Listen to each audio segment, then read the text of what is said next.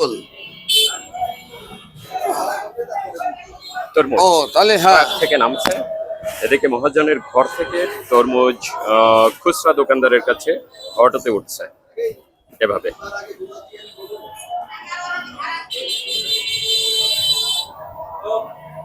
এবছরের তরমুজ নিয়ে আমি একজন মহাজনের সাথে একটুখানি কথা বলি।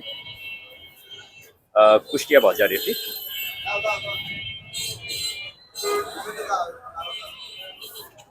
কুষ্টিয়ার তরমুজের এটি পাইকারি বাজার।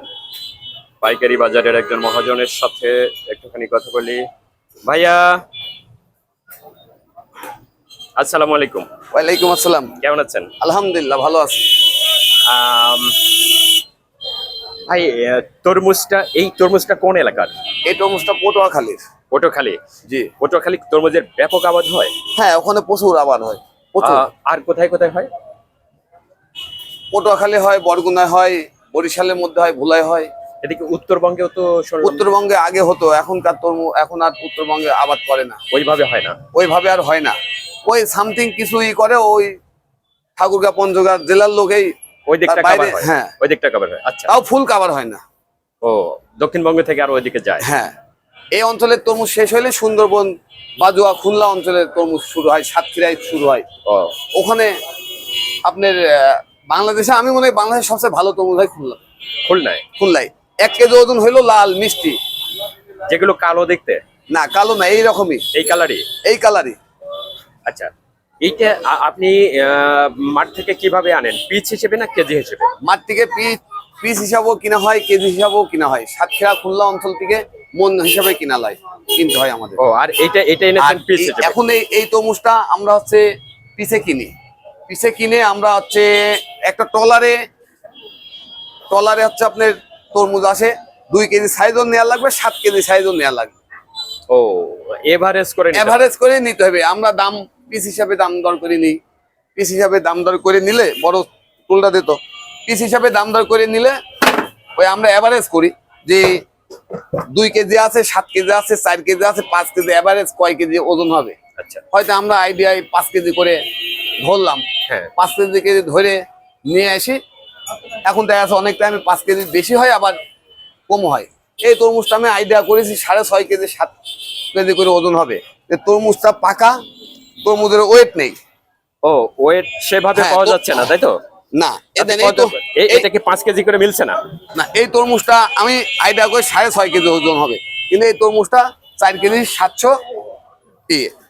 এটা আমার যে দামে কিনা, আবার এইটাও আমার ওই দামে কিনা, 2 কেজি 400 একই দামে কিনা। এভারেজে কিনেছেন আপনি? হ্যাঁ, এন্ড টোটাল মিলে আমাদের ওজন ধরেছে আমি 12 কেজি করে 13 কেজি ওজন হবে, কিন্তু এখানে 13 কেজি ওজন হয় নাই। ছোটটা এবং বড়টা মিলে এভারেজ করেছিলেন যে 13 কেজি হবে, কিন্তু 13 কেজি হচ্ছে না। না, ওই যে 7 কেজি 160 গ্রাম হচ্ছে। তাহলে তো এটা আবার কোনোটা 10 কেজি হচ্ছে, কোনোটা 12 কেজি হচ্ছে। তাতে টোটালের উপরে টোটালে আমাদের এখন ব্যবসা মানে লস। গত বছর আমি একটা গাড়ি নিয়ে এসে 2.5 লক্ষ টাকা লস খাই। আমি আইডিয়া ধরছিলাম যে 5 কেজি 7 কেজি করে ওজন হবে, কিন্তু হয় নাই। তাহলে তো এখানে অনেক কিছু জানা বোঝার ব্যাপার আছে। অবশ্যই জানা ব্যাপার। আমি আইডিয়া করে নিয়ে আসি 6.5 কেজি ওজন হবে। আমি ছোট তরমুজ গুলো বেছে ফেলছি, আরো ছোটটা পিছনে আছে। এখানে বড়টা সামনে রাখছি, যারা বড়টা নেবে এগুলা বেছে আবার এই ছোটগুলা দিব। ও, আপনি ছোট বড় আলাদা করে ফেলেছেন? না, আলাদা করি নাই, পিছনে ছোট আছে। হ্যাঁ হ্যাঁ, ছোট আছে, এখানে সামনে বড়টা রাখছি। এগুলো সবই কি পাকা? না, তরমুজ সিজন শেষ হয়ে যাবে, সব পাকা হবে না।